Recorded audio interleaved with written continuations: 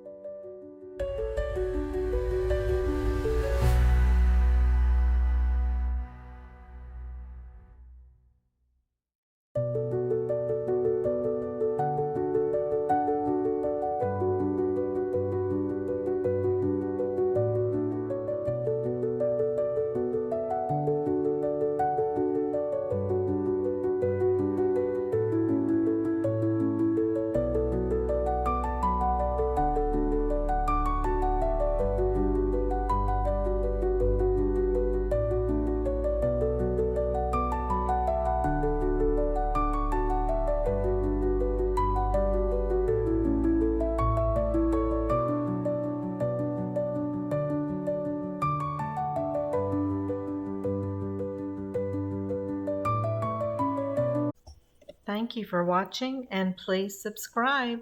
Love you all.